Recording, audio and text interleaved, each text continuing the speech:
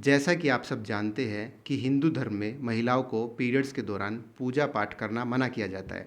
ऐसे में अक्सर महिलाओं के मन में एक सवाल उठता है कि जो शक्ति एक महिला को सृजन करने की क्षमता देती हो, वो आखिरकार अपवित्र क्यों मानी जाती है।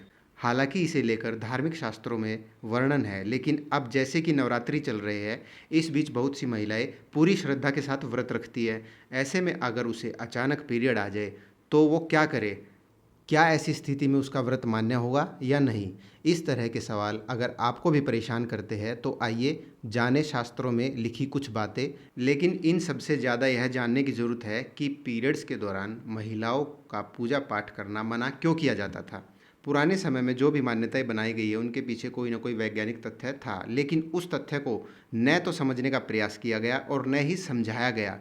इसलिए वो मान्यता अंधविश्वास और कुप्रथा में बदल गई। पीरियड्स के दौरान पूजा पाठ न करने के पीछे वजह यह है कि पुराने समय में पूजा पद्धति मंत्रोच्चार के बिना पूरी नहीं होती थी। इसके अलावा बड़े बड़े अनुष्ठान किए जाते थे जिसमें काफ़ी समय और ऊर्जा खर्च होती थी। मंत्रोच्चार को पूरी शुद्धता के साथ किया जाता था। पीरियड्स के दौरान महिलाओं के शरीर में कई तरह के हार्मोनल बदलावों के चलते काफ़ी दर्द और थकान जैसी रहती थी। ऐसे में महिलाओं के लिए लंबे समय तक बैठकर मंत्रोच्चार या अनुष्ठान करना संभव नहीं होता था। इसके अलावा पूजा में हमेशा शुद्धता का ख्याल रखा जाता है, लेकिन पुराने समय में पीरियड्स के दौरान स्वच्छता को बनाए रखने में बहुत साधन उपलब्ध नहीं होते थे। इस कारण महिलाओं के वस्त्र वगैरह कई बार खराब हो जाते थे। ऐसे में महिलाओं को आराम देने के लिए उसे पीरियड्स के दिनों में पूजा न करने की छूट दी गई थी और वो अपना पूरी तरह से ख्याल रख सके। इस कारण उसे रहने के लिए अलग कक्ष या जगह भी दी जाती थी।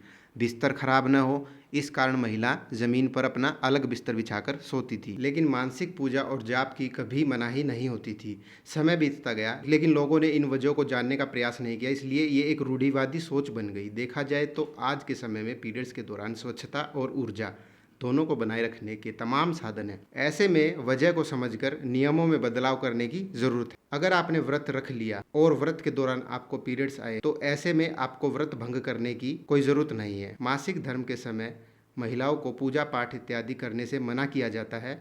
आप बाकियों से दूरी बनाकर सभी नियमों का पालन कर सकती है। पूजा पाठ से दूरी बनाकर अन्य नियमों का ठीक वैसे ही पालन करें जैसे सामान्य दिनों में करती है।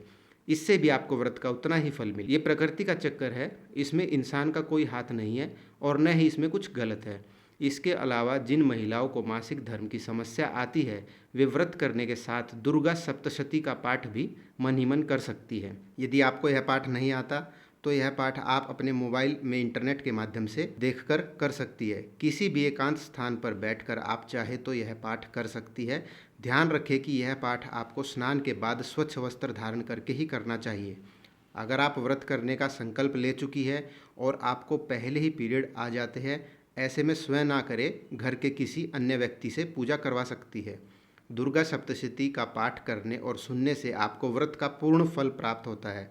पीरियड्स के दौरान भी आपके मन में ईश्वर के प्रति आस्था कम नहीं होती और ईश्वर सिर्फ उस आस्था को ही समझता है। भगवान के लिए मन की शुद्धता सबसे ज़्यादा ज़रूरी है। शारीरिक शुद्धता उसके बाद आती है।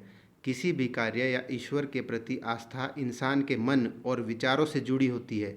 शरीर तो महज एक जरिया है, इसलिए पूरी मन और श्रद्धा से माहवारी के दिनों में भी आप अपनी परंपराओं को बरकरार रखकर सभी नियम कानूनों का पालन कर सकती है।